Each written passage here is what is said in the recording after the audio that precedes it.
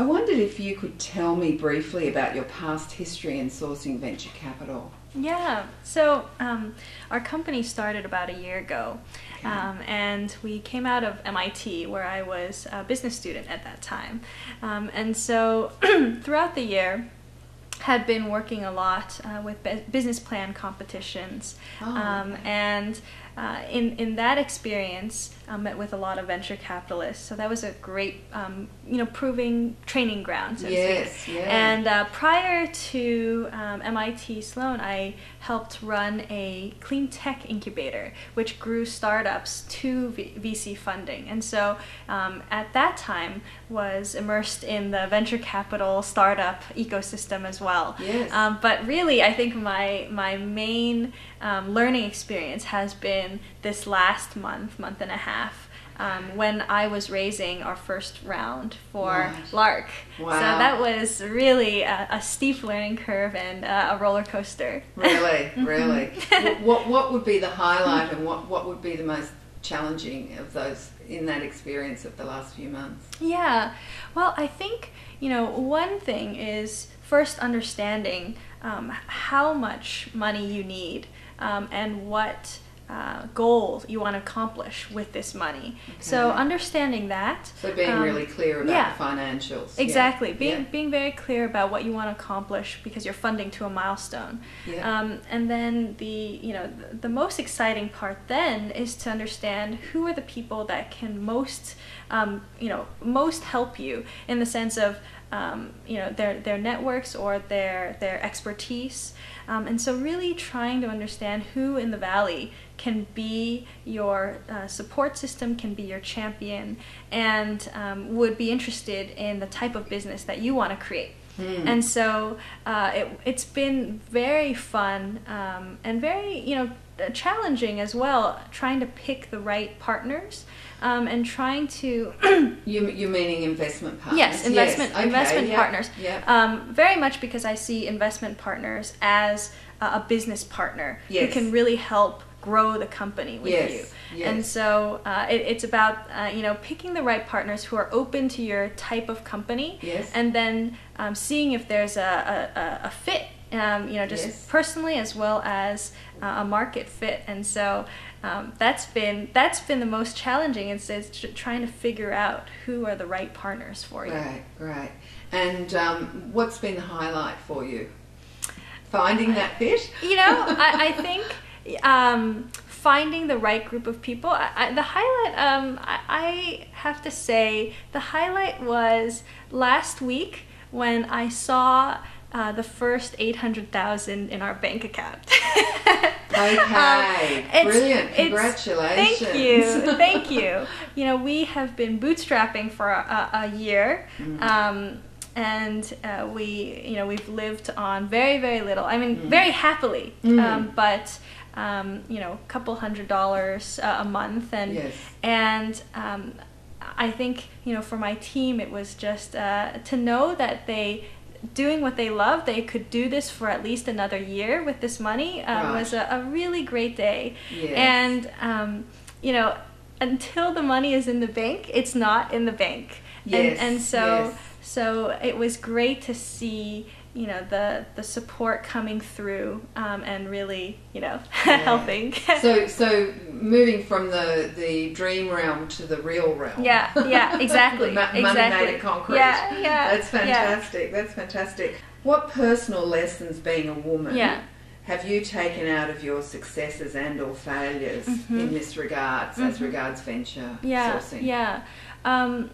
As a woman, I have definitely seen that I have had to really be, I've had to adapt to the environment. Okay, what does that mean? And I think because by my nature as a woman, maybe, I am not as aggressive.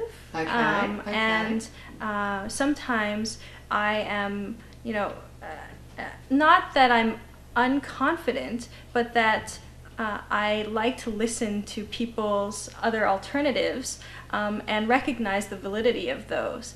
And so sometimes it comes across as if I am not completely sure of one particular direction. And so I think, one thing in fundraising, learning a lot about myself and learning that this process is really about you just plowing forward without any regard to your doubts and your potential downsides, and just keeping optimistic. Right. And I think as a woman, I think that's really the most important. Okay, so what I'm hearing is that your receptive nature you had to adapt that to become much more assertive and putting out your vision and what you wanted to achieve, rather than just listening all the time. Exactly. Great. Yeah. Okay, thank you. What attitudes towards you being female have you noted from venture capitalists when you've been sourcing venture? That's funny. I have to say that the venture partners that I've talked to have been absolute gentlemen. Right. Everyone has been extremely professional. Right. And there is never really a hint of you are a woman. What's the story? So no bias. No, I don't think so. That's great. But I do think that having a male technical team and having a diverse team has helped that. I also feel like my background from Stanford and MIT in engineering has helped being able to speak the same language in terms of business and in terms of technical product. Right. So I certainly think that that's helped. And sometimes I do feel like it's very obvious that I'm a woman, and it almost helps me stand out in certain ways. So sometimes it's a positive. Yeah. So what you're saying is you could use it to your advantage. Yeah. And some people say that the main thing is just to be yourself. So if you're a woman, obviously part of that is being a woman. Yeah, being a woman. And I think women bring a lot of different skill sets. I agree. And so I think, while most of the venture partners that I talk to are men, I think you can express your core, your core assets as a woman. Yes. And I just have to say, I remember back in the day, before I started raising venture, I had this fabulous woman advisor, Mara Fitzgerald, who was a PR firm founder. Right. And she was just saying, Julia, you've got to leverage the hell out of your womanhood. Yeah, and great advice. It was so funny. I was kind of in shock, but not to say that we have to do anything out of the ordinary, just that recognize your own strengths. Yes. And recognize that you are given this opportunity to stand out, and that you have a very different core set of assets, and to use that. So not in any of a demeaning type of way, but just be confident. Fantastic. Thanks for that advice. What qualities do you think women entrepreneurs need specifically for sourcing venture? You've addressed it a little bit by saying that you need to be more assertive. Yeah.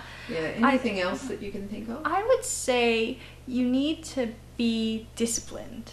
Okay. And you really need to be disciplined and even-keeled in your internal perspective as well. Okay. So I feel like entrepreneurship is a ton of fun. It's also a ton of work and a ton of troubles. Yes. And it's very intense. It's very intense. It's an emotional roller coaster more than anything else. Yes. And I would say, as a female, to be able to kind of if this is the roller coaster, to smooth that roller coaster out, and to create a stability that will be core in continuing, for you to continue forward, and for your team to feel that stability.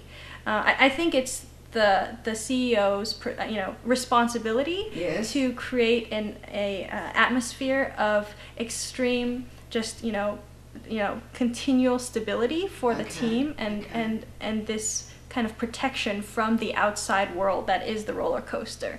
So and most founders would agree with you, I would imagine, and work out their own ways of doing that. Can I ask what techniques you use to do that? Yeah, well, I think one is just surrounding yourself with great mentors. Fantastic. People who, my fellow entrepreneurs who have gone through this have been so gracious. A lot of them have been men, and they coach me in the morning sometimes, and they call me up and they say, this is normal, keep your chin up, and or they help me be more aggressive. Right. So I think having a core group of people who have gone through this before and can share these emotions with you and business strategy is really helpful. I think the other thing is really just I don't know what it is, but staying positive. Right. And so. How do you do that? In any way that you can. So, I mean, I used to try to give myself, even though almost like everything that I do is work and sleep. Yes. I used to be more regular about having, yoga or, or some sort of stepping back ability where it's some regular thing. Yes. And that helps. Yeah, that definitely helps. Okay. I hope to create a little bit more of a balance of life soon too. This last month has been totally crazy, so that's gone up in flames. Yes. And I also think that being able to have a great team that you can you can just be honest with. Yes. Being able, because at the end of the day, the team is everything, and I really learned that.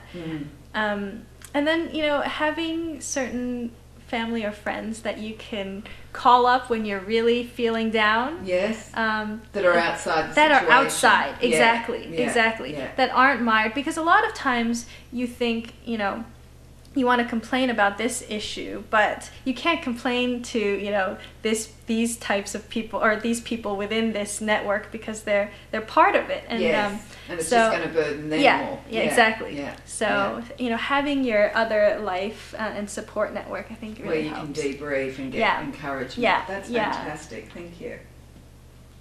In your opinion, what percentage of women do you think would qualify as regards having the qualities that, you've obviously, what I'm hearing is you've learnt a lot of skills, but you've also got some sort of innate potential because you've come out of incubators and helping other people do that. Do you think that most of the skills that are needed could be developed? And if so, what are your ideas about how this could happen? Yeah. I think entrepreneurs need to be very well-rounded, very adaptable, and able to see different perspectives and coalesce these very different perspectives. I think it's all about team building. I think it's all about motivation and driving everyone forward with a one clear vision. And then also, pivoting if need be. Yes. And I think it really is just a passionate mindset, a continual, a continual mindset that is, we can rise above the occasion and we're going to go change the world. And so those traits, I think anyone can cultivate.